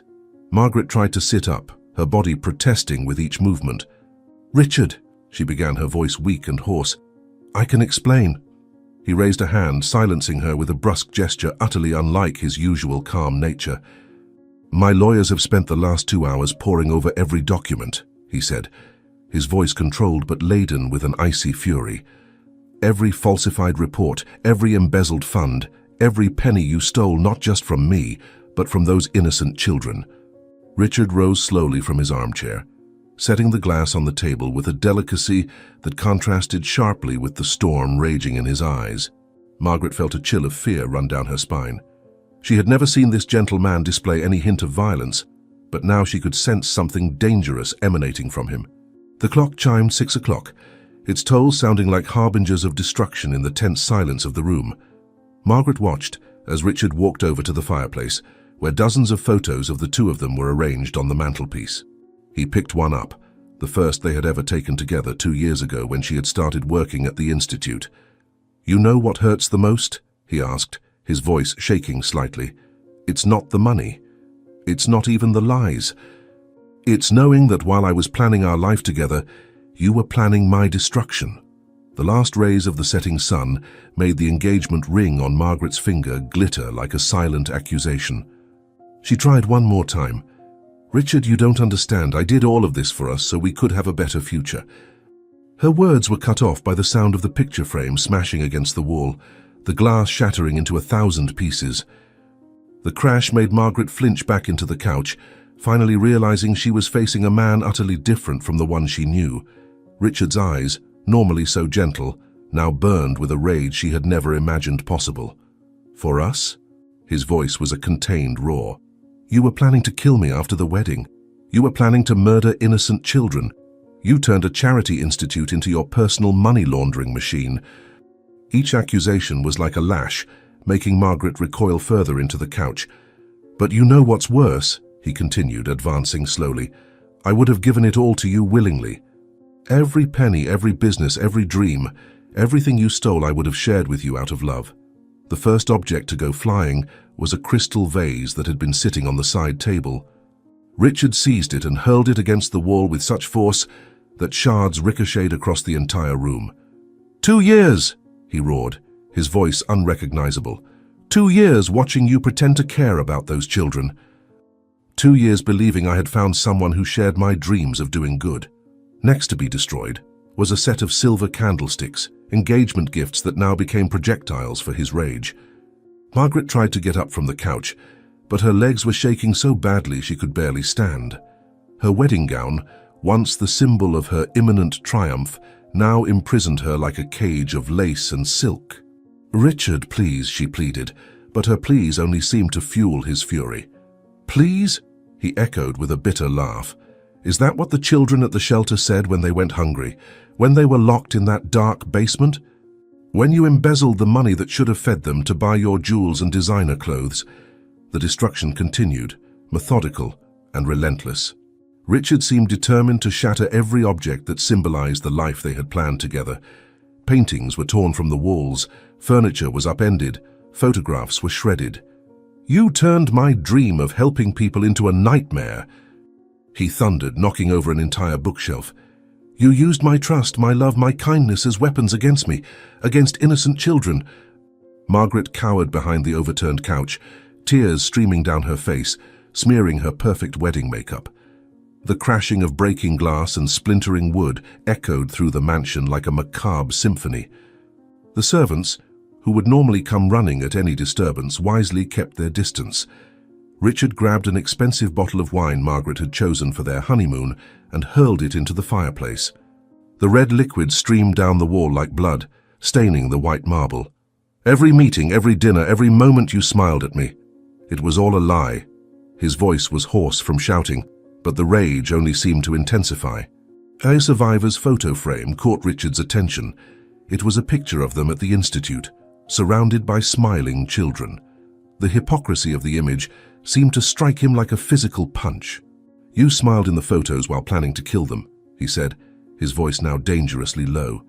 "You posed as a benefactor while condemning them to hunger and cold."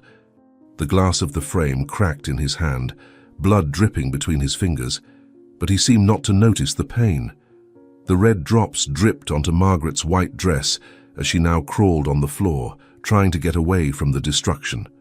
"Do you know what I found on the tapes?" Richard continued, kicking aside the debris of a lamp that blocked his path. "Your plans for after the marriage. How you laughed while planning my death, discussing how you'd fake an accident to get rid of the children." He approached her with slow, deliberate steps, like a predator cornering its prey. "You're a monster, Margaret. A monster wearing an angel's mask." Margaret tried to back away further, but found only the cold wall behind her. Her eyes frantically scanned the room, looking for an escape route, but found only destruction on all sides. Richard suddenly stopped amidst the wreckage, as if struck by a new realization. His gaze swept over the devastated room, the broken furniture, the shattered glass, until it settled once more on Margaret, still huddled against the wall in her stained wedding gown. "Do you know what's most ironic?" he said, his voice taking on an icy tone. "You planned every detail, every move, every lie, and you were brought down by a child, one of the children you so despised." With firm steps, he crossed the room to a small writing desk that had miraculously survived the destruction. He opened the drawer and took out a thick envelope, tossing it at Margaret's feet. "Here is all the money you earned working at the Institute. Just your legitimate salary, not a penny more." Margaret looked at the envelope as if it were a snake about to strike. "That's all you're taking from here. The rest, the jewelry, the clothes, the cars, everything you bought with stolen money, stays." Margaret finally found her voice, though it came out shaky and desperate. "You can't do this to me. I have nowhere to go." Richard's laugh was as cold as ice. "Nowhere to go? Just like those children had nowhere to go when you locked them in the basement? Just like they had nothing to eat when you diverted the food money?" He moved closer, his shadow looming over her like a sentence. "You're leaving this house exactly as you entered my life, with nothing but your lies." The last rays of the sun plunged the room into elongated shadows as Richard grabbed Margaret's arm, hauling her up forcefully. "No!" she screamed, trying to break free. "Richard, please! I can change! I can fix everything!" But he was already dragging her towards the front door, stepping over the debris of their shattered life. "Change?" His voice dripped with contempt. "People like you don't change, Margaret. People like you just find new victims."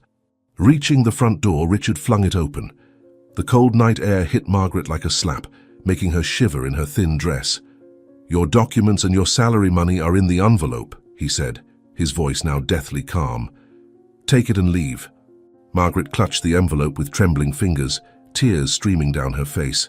"Richard," she tried one last time, "everything I did," he cut her off with a harsh gesture, "was show your true nature. Now get out of my house before I call the police." Margaret stumbled out, her heels sinking into the lawn.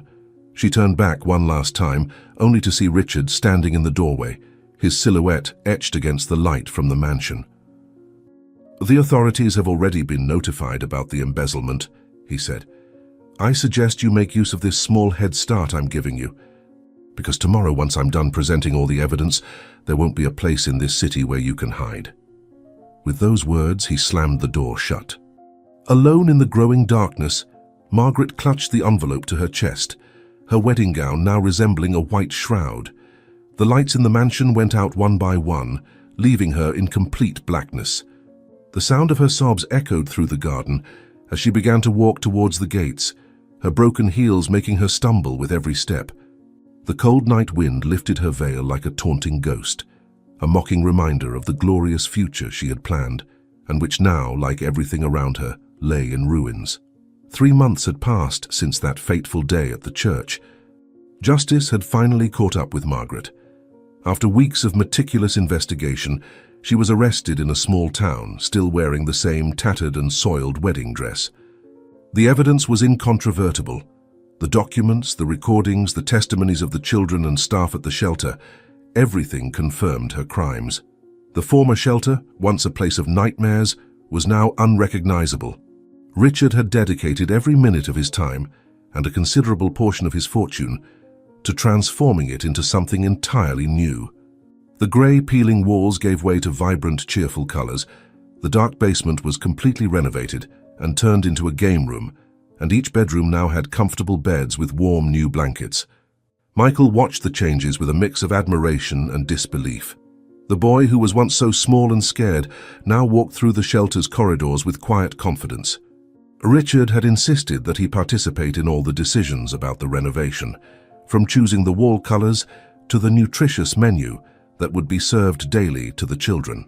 "What do you think of this space for the library?" Richard asked, showing a large and well-lit room.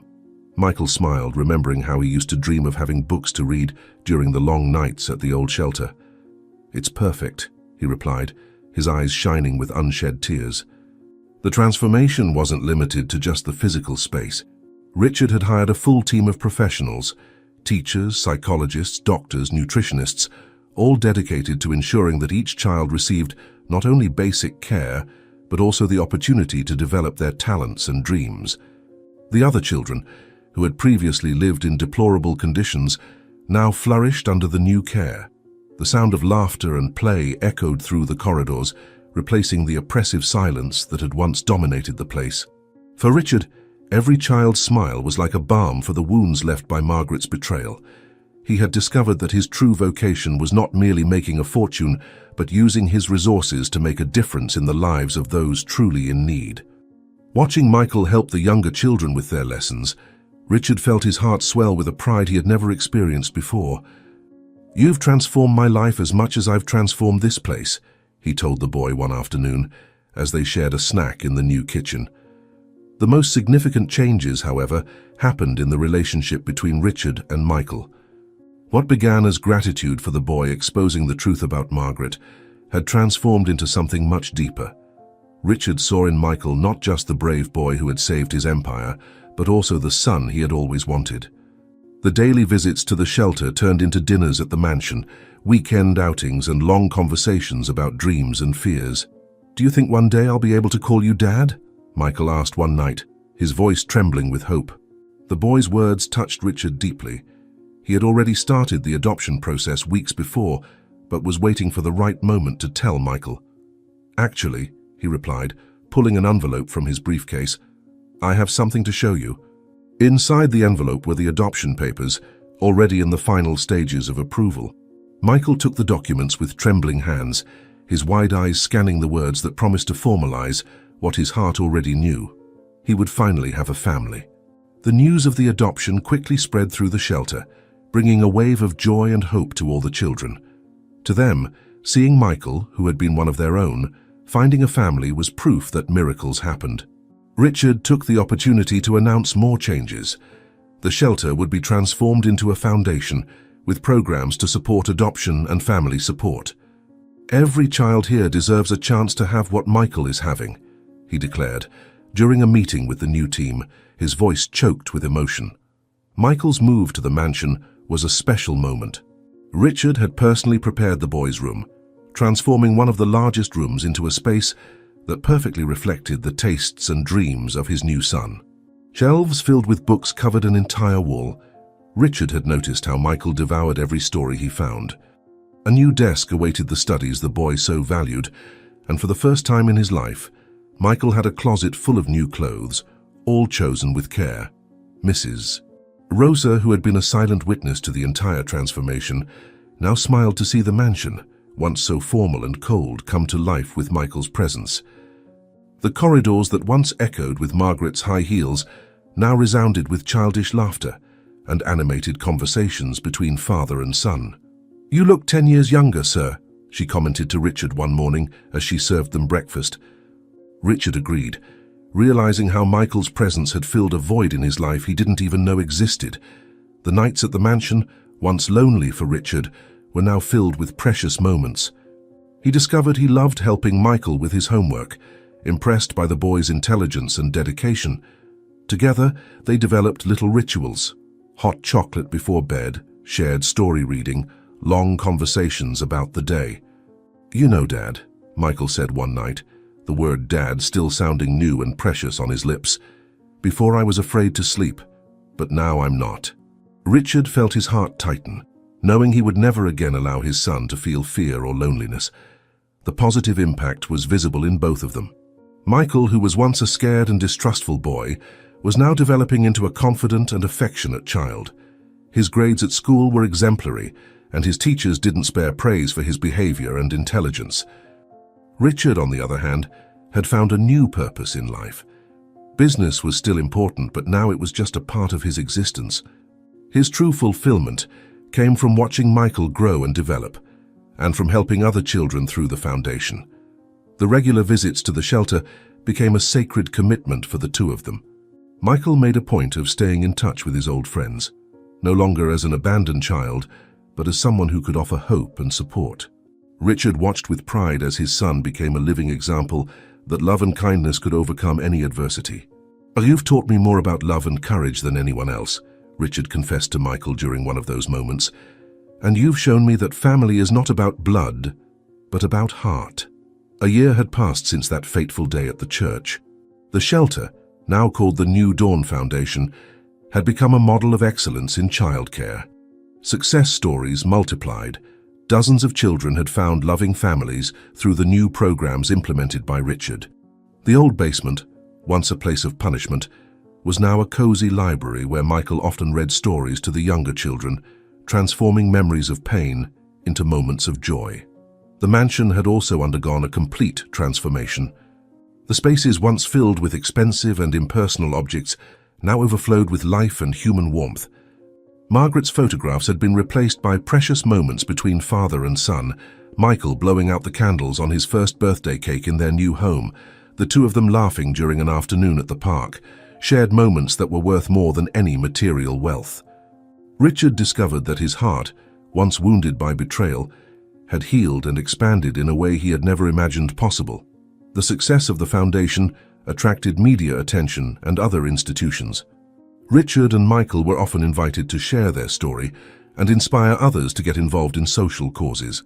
The boy who once barely dared to speak now expressed himself with surprising eloquence for his age, especially when it came to the importance of giving voice and protection to vulnerable children. "Sometimes the hero we need is within us," he would say during one of his speeches, making Richard swallow tears of pride. Nights of nightmares had been replaced by dreams of hope. Michael not only had his own room, but a true home filled with love and security. Richard, who once measured success by the numbers in his bank accounts, now measured it by the smiles of his son and the other children they helped. Together, they had created something much greater than a simple charity institution. They had built a place where dreams could blossom and broken hearts could heal. During the inauguration party for the foundation's new wing, Richard watched Michael playing with the other children in the newly built garden. The frightened boy who had entered his life on that fateful day now radiated happiness and confidence. "Dad," Michael called, running towards him with a radiant smile. "Come see what we've built." Richard let himself be pulled by his son's small but firm hand, realizing that in the end, it hadn't been him who had saved Michael. They had saved each other. The sunset painted the sky with vibrant colors, creating a perfect backdrop for another day's end at the foundation. The laughter of children mingled with the sound of birds, creating a symphony of joy that echoed through the renovated halls. Richard hugged Michael, feeling the warmth and trust emanating from his small body. "Thank you," he whispered, "for teaching me the true meaning of family." Michael looked up, his eyes shining with love and wisdom beyond his years. "No, Dad. Thank you for showing me that sometimes we need to lose everything to find what truly matters." The foundation's lights turned on one by one, illuminating the path for all the children who still needed help. Richard's empire was no longer just about business. It was a legacy of love, hope, and transformation. And at the center of it all was Michael, the little hero who had turned a story of greed and betrayal into a tale of courage, redemption, and the transformative power of true love. Tomorrow will be even better, Richard thought, watching his son share toys with the other children, because now we know that true miracles happen when we open our hearts to love. The courtroom was packed on the day of the sentencing. Margaret, who once dazzled everyone with her elegance, now wore the orange prison uniform, her once perfectly styled hair now dull and unkempt.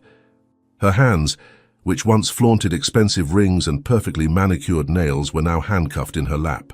The judge flipped through the case documents with a severe expression, each page revealing more details of the crimes she had committed against the shelter children and Richard's empire.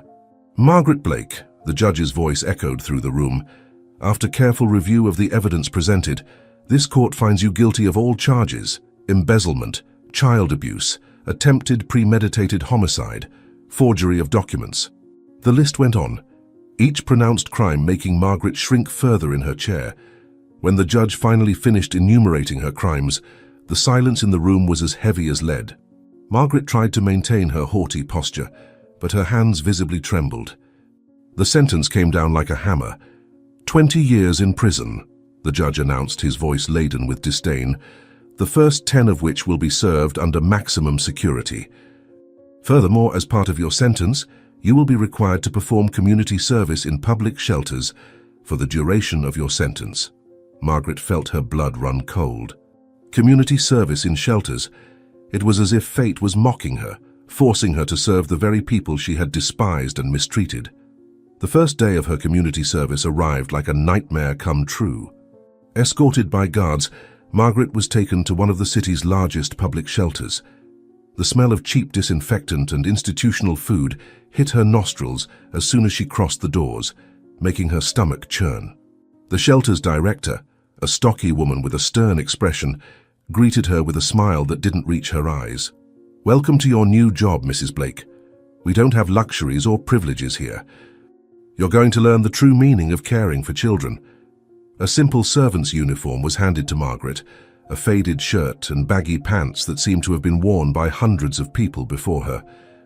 "Put this on," ordered the director, "and then come get your cleaning supplies." Margaret held the uniform by the tips of her fingers as if it was something contaminated. I can't wear my own clothes?" she asked, her voice trembling slightly. The director's laugh was cold and humorless. "Here you are no longer the wealthy bride who stole from innocent children. Here you are just another criminal paying for your crimes." The shelter staff, who had been informed of her arrival and crimes, watched with a mixture of disdain and vindictive satisfaction as Margaret changed from her prison clothes into the servant's uniform. Her last attempts to maintain any dignity crumbled when she was led to a cleaning supplies closet and given her first tasks: cleaning bathrooms, changing diapers, washing floors. "Start with the first floor bathrooms," instructed the director. "And remember, here you'll learn that every child you wronged is a precious human being, even if you have to learn it the hard way." The first month at the shelter was an exercise in constant humiliation for Margaret. The children, who had somehow learned who she was and what she had done, seemed determined to make her job as difficult as possible. When she finished cleaning a hallway, dozens of little muddy feet would purposefully run through it. After hours spent scrubbing bathrooms until they shone, someone would always accidentally knock over a bucket of dirty water on the floor. Her hands, once protected by silk gloves, were now rough and cracked from constant contact with cleaning products. During meals, her task was to clean the cafeteria tables and collect the food that fell on the floor. The children seemed especially inspired during these moments. Porridge was accidentally spilled, milk was unintentionally poured, and cookies were crushed under their small but determined feet. "Oops, sorry," they would say with smiles that didn't hide their satisfaction at seeing her on her knees, picking up the scraps with her own hands. Margaret bit her lip to keep from crying, bitterly remembering how she used to treat these same children when she was in power. The nursery was particularly challenging. The babies seemed to choose exactly the moments when she was changing their diapers to have the most disastrous accidents. "I think little Pedro ate something that didn't agree with him," commented one of the staff with false concern, handing Margaret a particularly active baby that day. The smell was unbearable, and when she finally managed to clean everything, she discovered that her once perfectly manicured nails were completely ruined, even through the rubber gloves. The nights were dedicated to heavy cleaning, scrubbing bathrooms, mopping floors, disinfecting surfaces. Margaret discovered muscles she didn't even know existed, each one aching in different ways. One night, as she was scrubbing particularly stubborn stains from the bathroom floor, she heard giggles coming from the doorway. A group of older children was there, watching her work. "Hey, Auntie," called out one of them with false sweetness. "I think you missed a spot over there." As Margaret turned to look, a cascade of grape juice was purposefully spilled on the floor she had just cleaned. The shelter staff did nothing to stop the children's pranks. In fact, Margaret often caught them hiding smiles whenever something particularly humiliating happened to her. "Consider it a lesson in humility," the director told her one day, after Margaret had been accidentally doused in porridge during breakfast. "Every mess you clean, every diaper you change, every humiliation you swallow, it's just a fraction of the suffering you caused these children." Her only breaks were for her own meals, served at an isolated table in the corner of the cafeteria.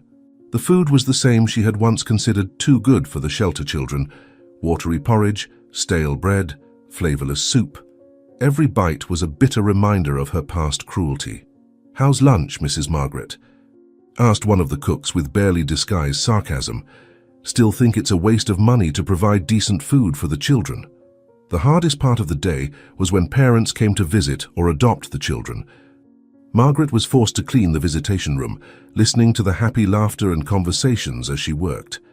Sometimes she recognized faces from high society, people who used to treat her as an equal, who had attended her almost wedding.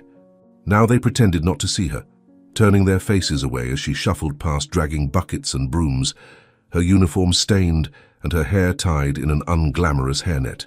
One afternoon, while cleaning the windows of the main room, Margaret saw a luxury car park in front of the shelter. Her heart stopped when she recognized Richard getting out of the vehicle, helping Michael get out. The two were carrying bags of gifts and toys for the children.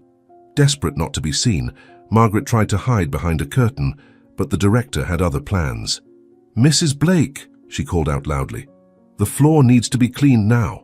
The children are going to have a special party." Margaret felt the blood drain from her face as she was forced to kneel and start scrubbing the floor, practically at the feet of her ex-fiancé and the child who had ruined her plans. The day always ended in the same humiliating way. Margaret was forced to clean the bathrooms one last time before returning to prison. On that particular night, as she scrubbed away particularly stubborn stains from the floor, her tears mingled with the dirty water. Her hands, once dedicated only to counting stolen money and displaying expensive jewelry, were now red and calloused. Her reflection in the tile showed an unrecognizable woman. There was no trace left of the elegant Margaret, who had once dreamed of becoming Mrs. Coleman. In her place was only a criminal serving her sentence in the most degrading way possible. The guards escorting her back to prison seemed to take special pleasure in commenting on her day. "How was work today, Blake?" they would ask with ironic smiles. "How many diapers did you change? How much vomit did you clean up?" Margaret kept her head down, but she could hear the laughter of the other inmates as she passed through the prison corridor. News of her community service had spread quickly, and her daily humiliation was a source of amusement for everyone. Lying in her cell at night, Margaret stared at the stained ceiling, aware that this was only the beginning. She still had years ahead of community service, years of daily humiliation, years of cleaning the filth she had once sworn she was above touching. The contrast between her former life and her current one was like a cruel joke of fate. From designer clothes to a faded uniform, from dinners at expensive restaurants to institutional food leftovers, from the status of a wealthy bride-to-be to a shelter servant. An old photo had fallen from her pocket during the day, one of the few possessions she still had. In it, Margaret was stunning in her wedding dress, smiling with the confidence of someone who believed she had the world at her feet. Now looking at that image, she barely recognized the woman in the photograph. Her hands trembled as she tore the photo into tiny pieces, each fragment representing a shattered dream, a frustrated ambition, a humiliation she would have to endure for years to come. Margaret's last thought before falling asleep was always the same, the cruel irony of her fate. She who had despised and mistreated innocent children was now condemned to serve them in the most humble way possible. Her world, once filled with luxury and power, had been reduced to an endless cycle of humiliations and degrading work.